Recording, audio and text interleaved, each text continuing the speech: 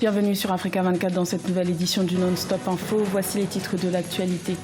59e anniversaire de l'indépendance au Tchad. Cette célébration était l'occasion de tenter de trouver l'origine des conflits intercommunautaires qui affectent l'unité nationale dans cette république laïque.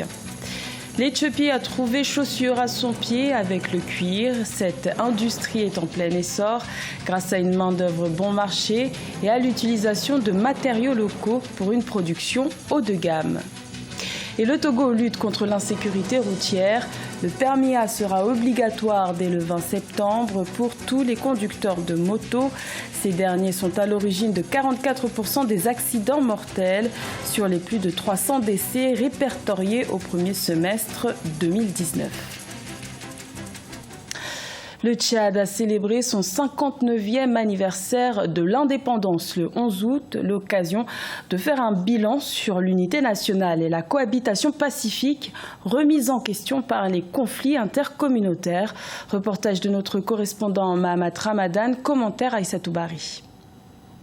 Au Tchad, l'unité nationale, la cohabitation pacifique et la justice sociale sont des clichés les mieux vendus dans les milieux politiques. Mais près de 6 décennies après les indépendances, les conflits intercommunautaires, les rébellions armées et les crises post-électorales sont toujours récurrents. Selon certains observateurs, ces phénomènes sont attisés par des politiciens pour des intérêts politiques.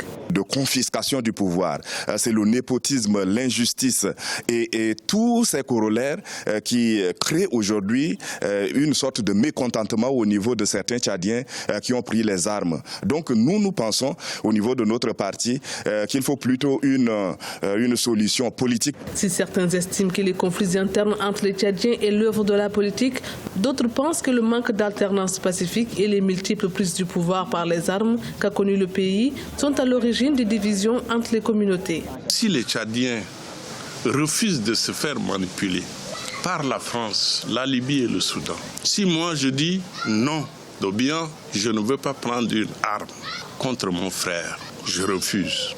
Et si ça devient collectif, tous les Tchadiens refusent de faire de la violence, je pense que nous aurons atteint le pari. Pour faire face aux conflits intercommunautaires qui prennent de l'ampleur en faisant des dizaines de morts chaque année, les autorités ont créé un haut conseil des collectivités autonomes et des chefferies traditionnelles en 2018 pour régler les conflits à la base.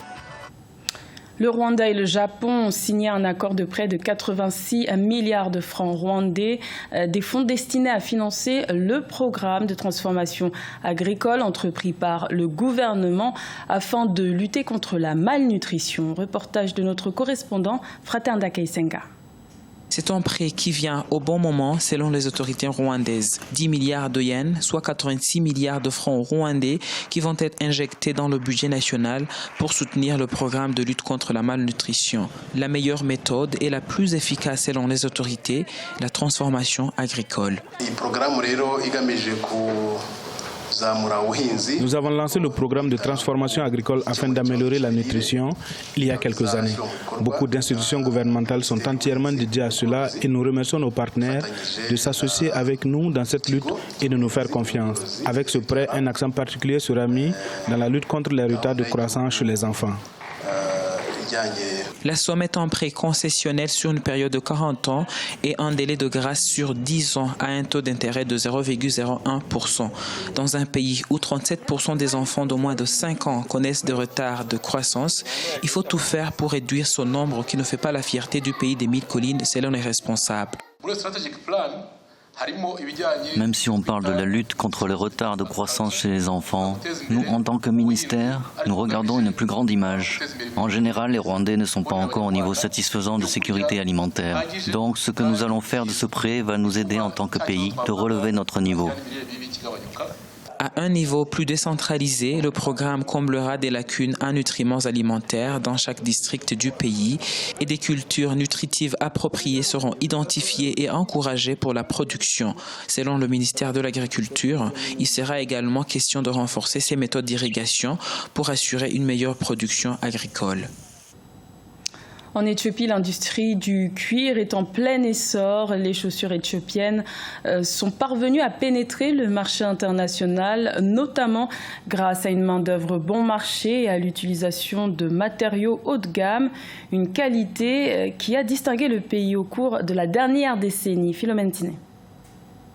Des entreprises éthiopiennes produisent des marques de chaussures en cuir. Cette nouvelle valeur ajoutée dans l'industrie du cuir en Éthiopie pourrait permettre à ces entreprises d'être compétitives sur le marché international. Notons que les exportations des pays d'Afrique de l'Est ont bondi d'environ 7 millions de dollars en 2007 à 38 millions de dollars en 2017. Les États-Unis sont depuis devenus le plus grand marché, achetant plus de 2 millions de paires de chaussures par an. Nous nous soucions des produits fabriqués en Éthiopie. Ces produits sont nouveaux dans le monde. Nous voulons donc présenter une bonne image au monde et sur le marché international. Des ateliers comme NZ Footwear avec un groupe de 7 artisans et des femmes fabricants de chaussures haut de gamme à partir de matériaux locaux pour un marché d'exportation sélectionné attirent ainsi un public fidèle. Une paire de chaussures NZ peut coûter jusqu'à $250 et la production devrait grimper à environ 1200 paires de chaussures d'ici la fin de 2019. Par ailleurs, la plupart des chaussures éthiopiennes étaient exportées vers l'Europe. Nous voulons vraiment montrer que l'Éthiopie ne devrait pas nécessairement être considérée comme la nouvelle Chine. Nous pouvons être la nouvelle Allemagne ou l'Italie, le prochain pays produisant des produits de très haute qualité. C'est ce que nous essayons de montrer grâce à nos produits. Tout cela a été fait par des Éthiopiens et selon les normes internationales les plus strictes. Les données récentes sur les salaires des ouvriers de fabrique de chaussures éthiopiennes sont rares, mais selon les experts du secteur, un travailleur a gagné entre 60 et $160 par mois en 2016. Au Togo, les conducteurs de moto n'ont plus que quelques semaines pour se mettre en règle. En effet, dès le 20 septembre, le permis A sera obligatoire pour conduire un véhicule 2 roues motorisé. Une décision prise par les autorités pour lutter contre l'insécurité routière. Reportage de notre correspondante Emefa Kofi. Depuis l'annonce du permis de conduire obligatoire pour les motocyclistes qui entrera en vigueur dès le 20 septembre, c'est l'inquiétude du côté des conducteurs de moto. L'obligation d'avoir son permis de conduire est contenue dans la loi portant code de la route votée en juin 2013. Le code pour le permis A, comme nous sommes toujours à moto, nous n'avons pas ce permis, donc nous avons jugé bon de nous conformer à la loi, donc ce qui nous a motivés à venir faire la formation. 3178 accidents de circulation, dont 354 pertes en vie humaine, ont été recensés au premier semestre 2019. À la direction des transports routiers et ferroviaires, une formation gratuite au code de la route à l'intention des conducteurs des engins à 2 roues est lancée depuis 2017. Ce programme prend en compte 5000 conducteurs d'engins à 2 roues. Pratiquement à chaque examen, il y a au moins 2500 candidats qui viennent s'inscrire pour passer les permis de conduire. 2% et même des fois 0,5% seulement qui sont des candidats pour le permis de conduire catégorie A.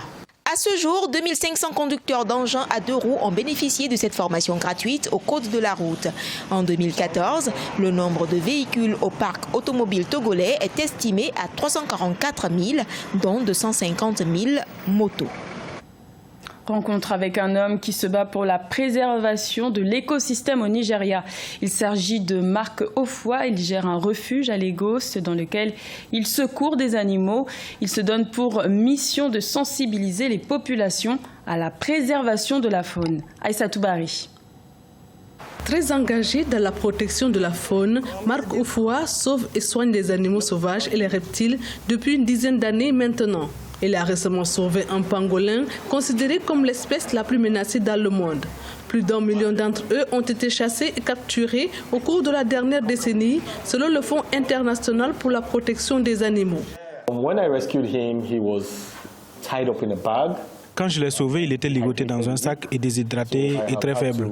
J'ai donc dû le réhydrater et le soigner avec des médicaments. Dès qu'il sera assez fort, je le relâcherai dans la nature, dans un lieu protégé. C'est une espèce en voie de disparition et nous devons faire le maximum que nous pouvons pour les protéger. C'est ici, dans cette clinique qui sert en même temps de refuge, que Marc Ofoua, vétérinaire et conservationniste nigérian, prend soin des animaux sauvages. Plus de 30 animaux différents y sont hébergés, des pangolins aux civettes, en passant par les babouins, les tortues et même les chiens errants. Je suis un défenseur de l'environnement et j'essaie de faire ma part pour sauver la nature.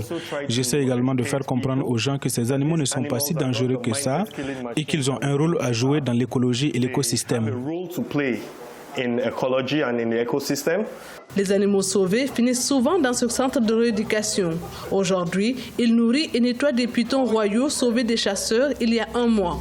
Avec des actions de sensibilisation, Marc Ofoua est déterminé à changer les perceptions des gens envers les animaux sauvages et ainsi amener les communautés à s'engager davantage à la protection de la faune. C'était le journal de la rédaction. Merci de l'avoir suivi. L'information continue sur Africa 24.